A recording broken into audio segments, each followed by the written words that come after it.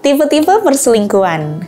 Chatting dengan lawan jenis secara sembunyi-sembunyi atau mengganti kontak wanita idaman lain dengan Pak Junaidi 2, apakah termasuk perselingkuhan? Wah, ini sih kayak Mas Haris sama Dek Rani di film Ipar Adalah Maut. Nah, ada beberapa tipe perselingkuhan yang terjadi karena ketidakpuasan dalam perkawinan. Ada juga perselingkuhan yang terjadi bukan karena kesengajaan. Loh, kok bisa?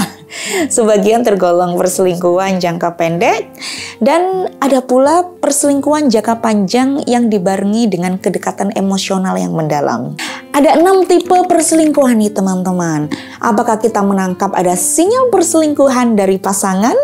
Yang pertama ada accidental. Accidental ini perselingkuhan yang paling banyak terjadi di sekitar kita. Awalnya gak ada niat selingkuh sama sekali. Berawal dari pertemanan biasa, berubah menjadi hubungan yang romantis karena ada rasa cocok dalam banyak hal. Lah biasanya tipe perselingkuhan ini terjadi di antara teman kerja, teman sekantor, teman satu komunitas. Bisa jadi karena sama-sama sering bersama, akhirnya cinlok alias cinta lokasi. Pertemuan rutin yang disertai excitement karena berhasil menyelesaikan suatu proyek atau ada tugas besar. Yang awalnya ini kan biasa, tapi lama-lama tertantang untuk menyulap hubungan menjadi sangat menggairahkan. Apalagi jika proyek kerja dilakukan di luar jangkauan pasangan atau jangkauan keluarga. Aduh, jangan sampai ya. Lalu yang kedua nih teman-teman, yakni perselingkuhan jenis cry for help. Cry for help ini ibaratnya kayak ada orang lain yang membantu ngusapin air mata. Karena sebelum adanya perselingkuhan, badai masalah ini biasanya sudah ada dan memporak-porandakan perkawinan. Hubungan dengan pasangan seolah menjadi makin penuh konflik atau makin jauh, sehingga orang ketiga ini sangat mungkin menjadi penyusup dalam perkawinan yang tidak harmonis. Nah, perselingkuhan tipe ini nih teman-teman biasanya dimulai dari obrolan yang santai, obrolan yang menyenangkan dengan lawan jenis yang pengertian, yang memiliki minat dan cara pandang yang sama terhadap kehidupan. Lalu berubah menjadi curhat masalah rumah tangga, lalu japri, chattingan setiap hari. Lah sebenarnya pelaku perselingkuhan ini cukup setia, tapi karena dia merasa bersalah memiliki hubungan yang intim dengan orang lain. Yang ketiga nih, retaliatory. Jadi retaliatory adalah perselingkuhan jenis ini terjadi karena adanya balas dendam. Bisa jadi karena pasangan yang terlalu tidak peduli, misalkan suami super sibuk dalam pekerjaan atau istri yang terlalu sibuk mengurus bayi sampai menolak seks. Lah ini.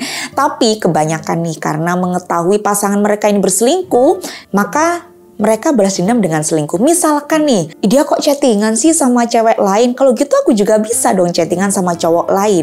Orang yang berselingkuh tadinya mengira ia ini sebagai korban perselingkuhan yang merasa lebih baik setelah balas dendam. Nyatanya strategi ini justru memperburuk hubungan dan juga diri sendiri. Yang keempat nih teman-teman, self-medication. Hampir sama dengan tipikal cry for help, tapi kalau cry for help tadi masih dalam konflik yang terus-menerus. Tapi kalau self-medication ini lebih ke hubungan yang sudah dingin. Biasanya terjadi pada pasangan yang sudah menikah dalam jangka waktu yang panjang. Hubungan mereka ini merenggang karena begitu banyak sekali permasalahan yang tidak terselesaikan. Lah, untuk memperoleh kasih sayang nih dan perhatian yang tidak lagi didapat dari pasangan, mereka mencarinya di luar pernikahan. Yang kelima, tripod.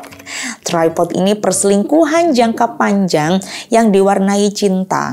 Pasangan yang berselingkuh ini jatuh cinta pada orang lain dan menjalin hubungan yang stabil. Mereka bahkan membayangkan hidup bersama, bepergian keluar kota, atau memiliki tempat tinggal yang khusus untuk berdua. Karena biasanya nih salah satunya sudah menikah, yang seringkali pelaku perselingkuhan ini tidak bisa melepaskan perkawinannya, meski ya tidak mau melepaskan kekasihnya atau selingkuhannya. Yang terakhir nih atau yang keenam, exploratory. Ini bermula dari rasa ingin tahu yang besar terhadap kehidupan di luar perkawinan.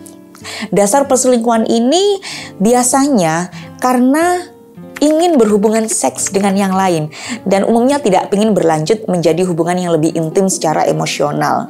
Nah, 6 tipe perselingkuhan ini semoga tidak akan pernah terjadi dalam kehidupan pernikahan kita. Dan jika ada sinyal perselingkuhan dari pasangan, maka solusinya adalah 1. Tentukan waktu dan tempat yang tepat untuk bertanya dengan tenang. Lalu nomor 2, perlihatkan bukti-bukti jika ada sinyal perselingkuhan. Sampaikan harapan terhadap hubungan yang sudah terjalin. Apakah memilih untuk mempertahankan atau memilih untuk melepaskan? Bukan karena sudah tidak saling mencintai, tetapi berhenti untuk saling menyakiti.